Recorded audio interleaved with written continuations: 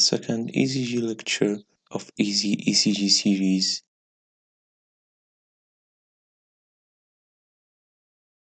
And as Max Planck said, what seems impossible to us today will become very simple tomorrow.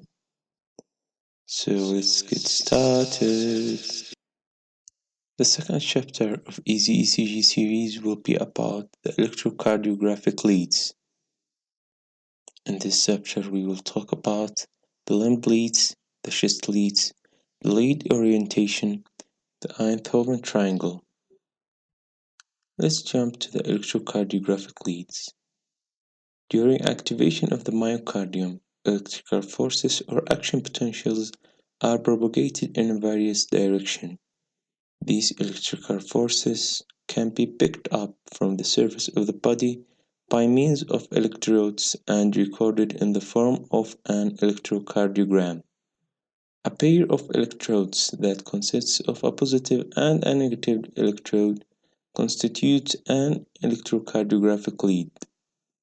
Each lead is oriented to record electrical forces as viewed from one aspect of the heart. The position of these electrodes can be changed so that different leads are obtained. The angle of electrical activity recorded changes with each lead. Several angles of recording provide a detailed perspective of the heart.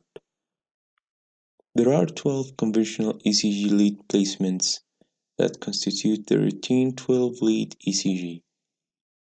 The 12 ECG leads are 6 limb leads or extremity leads and 6 chest leads or precordial leads. So let's start with the limb leads. The limb leads are derived from electrodes placed on the limbs. An electrode is placed on each of the 3 limbs, namely right arm, and left leg. The right leg electrode acts as the grounding electrode. And from these 3 limb leads, we can pick 2 types of lead, 3 standard limb leads and 3 augmented limb leads. Let's start with the standard limb leads. The standard limb leads obtain a graphic of the electrical forces as recorded between 2 limbs at a time. Therefore, the standard limb leads are also called bipolar leads. In these leads, one limb carries a positive electrode and the other limb carries a negative electrode. So there are 3 standard limb leads. The first lead, or lead 1, carries a negative electrode on the right arm to the positive electrode on the left arm. Second, we have lead 2, which carries a negative electrode on the right arm and a positive electrode on the left lower limb. Third, we have lead 3, which carries a negative electrode from the left arm to the positive electrode in the left lower limb. And as most of the electrical vectors of the heart are directed to the left lower limb, it lies parallel to the lead 2 direction.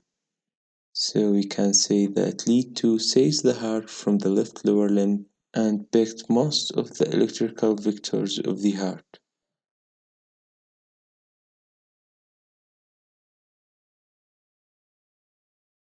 Second, we have lead 1.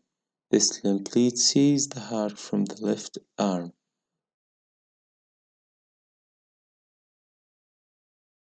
So it picked the electrical vectors of the heart in a positive voltage, but in the opposite of the lead 2. Lead 1 has smaller ECG waves voltage. And as this lead sees the heart from the left arm, not from the right arm, it picked positive waves and not negative waves. Third, we have lead 3, which looks to the heart from the left lower limb in comparison to the left arm, and opposite to the lead 2, which looks to the heart from the left lower limb but indifferent to the right arm. This lead also picked a positive voltage but smaller than the waves in the lead 2.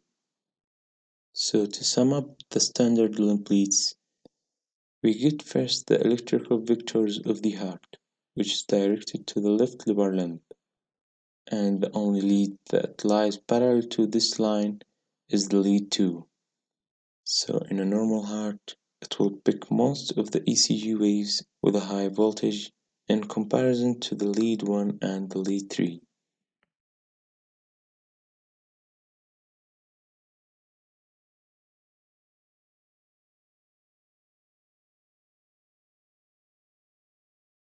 We have finished the standard limb leads, and let's jump to the question of this lecture.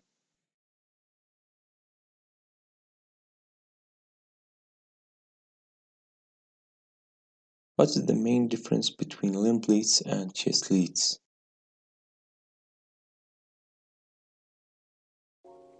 Thanks for watching.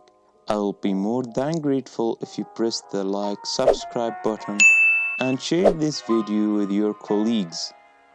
If you have any suggestions to improve my channel, leave a comment and let me know please. See the description below for the newest updates and for more infos.